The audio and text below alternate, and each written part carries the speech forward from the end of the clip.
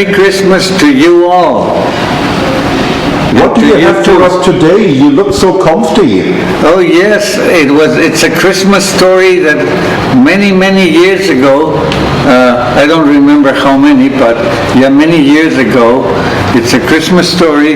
This was passed on to me by Thorsten Rabsahl. He told me this story that happened.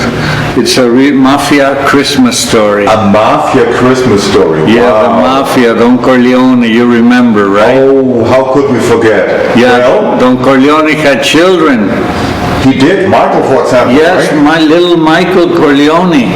When he was a little kid, he asked his dad that, why do we people from the Mafia don't get Christmas presents?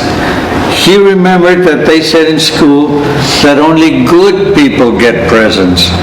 And he knew the Mafia wasn't really good. So how was it possible, thought little Michael, that they got presents anyway and played with his gun?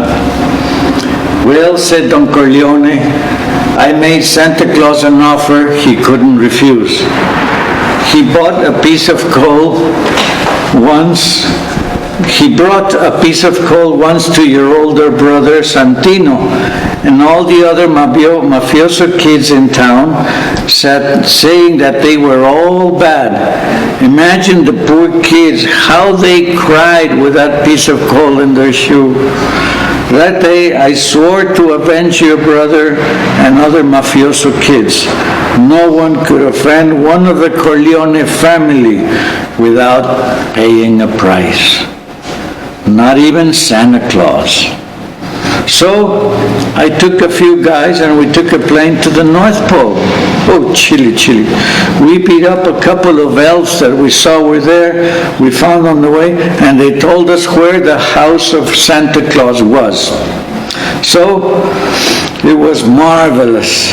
A big place full of toys and the finest Christmas food you can imagine.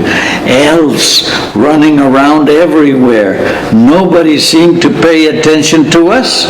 So we gone to keep a couple of them down, and the rest quickly came to their attention and to their senses.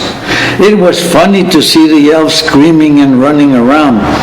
We got a couple of them, and Luca Brasi beat the shit out of them. First, they said nothing, but Luca knew his business. He broke the little finger of an elf, and he told us where the office of Santa Claus was. We stole all toys we got our hands on as a vengeance for little Santino and all the other poor mafioso kids. Then, finally, we saw him smiling at us in his devil red cloak. Santa Claus himself surrounded by his favorite reindeers and elves, sitting in a wooden armchair. I told the pastor that if he wanted to live next Christmas, he better give fine Christmas present to all the mafioso kids. Santa just laughed at us and smiled. No way, he said. Damn red devil, I thought. Got to teach that one a lesson he will never, ever forget. Oh, brother. Well, this was, yes. So I took out a knife, a pocket knife I had with me. You know, the nice one Grandpa gave me since for my birthday. Anyway, I took the knife, grabbed Rudolph, the reindeer, and cut his nose off. So what would teach him a lesson, I thought. But the guy was tough as nails. Santa got his best elves to work all night, and he made a shiny red nose for Rudolph. So now Rudolph shines with a big red nose. It was really great. It gloomed in the dark, and Rudolph became the most famous reindeer of all. Next Christmas, Santa Claus continued to give coal, a piece of coal to all the mafioso kids. So I sent my consigliere, Tom Hagen himself, to talk some sense into Santa. but the damn guy refused to help us out. He said he'd never give toys to bad kids. Well, Michael, Tom left, but Luca Brasi stayed behind. Santa went to bed that night and slept very well. He woke up in the next morning, the sun was shining, and felt something weird that was in his bed. He removed the bed sheets and screamed loud, shaken with horror. He saw the cut-off head of one of his beloved reindeers, all covered in blood.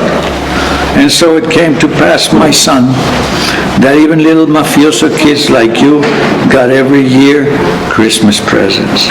This day, Michael Corleone swore that one day he would be a great Don like his dad. And so this is how the story ends, and we wish you all a very Merry Christmas. Enjoy the food, enjoy the toys, and Merry, Merry, Merry Christmas to all. Thank you for listening to my story. Well, Thorsten Rabsahl's story. I'm just a narrator. Thank you.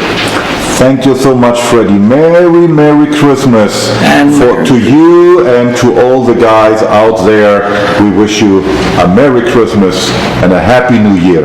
And a Merry Christmas to all likewise.